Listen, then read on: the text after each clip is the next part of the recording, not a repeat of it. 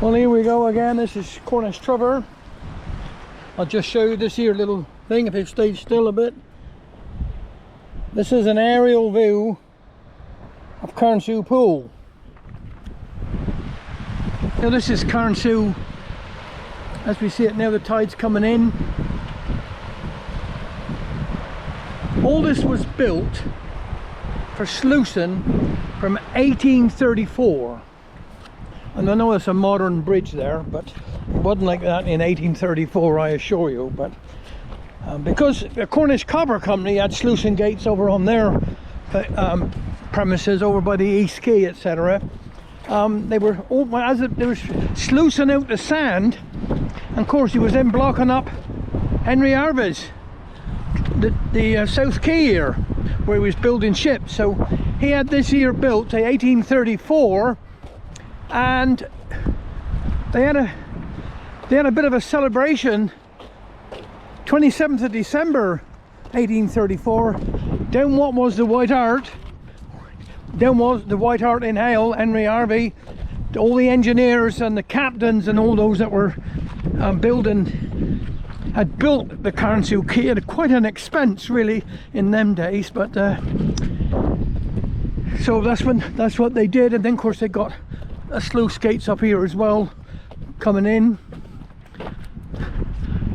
Let's just see the enormity of the area, what it must have cost.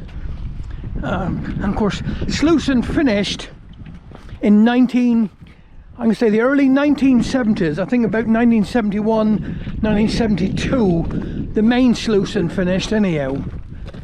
Of course you've got all these on the lines here. This really is so that the swans and the other birds don't get tangled up or injured in the wires that go across here.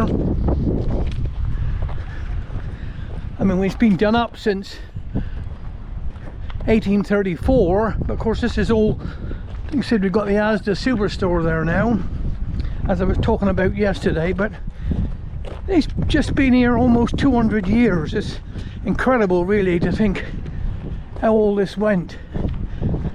I'm going to walk across here a minute.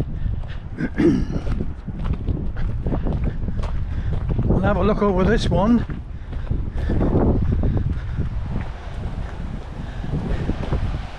People come over here fishing, it's, you know, well, people come over here really to fish as well, but to relax. Look at that, look.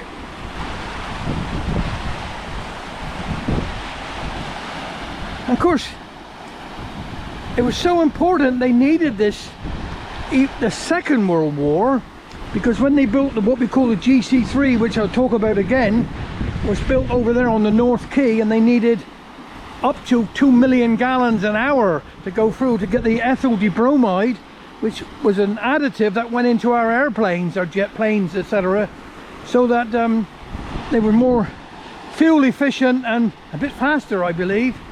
And the Germans didn't know much about it.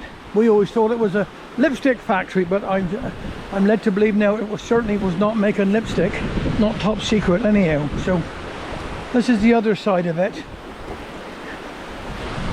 And of course, again, we talk about this Carnsew, how important it was for Henry Harvey, but in the Second World War, as I said, with GC3, so they drove a tunnel from Carnsew Pool under the estuary over to the electric works.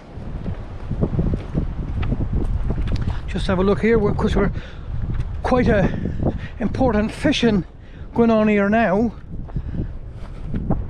I think they've been here all these years. Look at this, it's absolutely wonderful.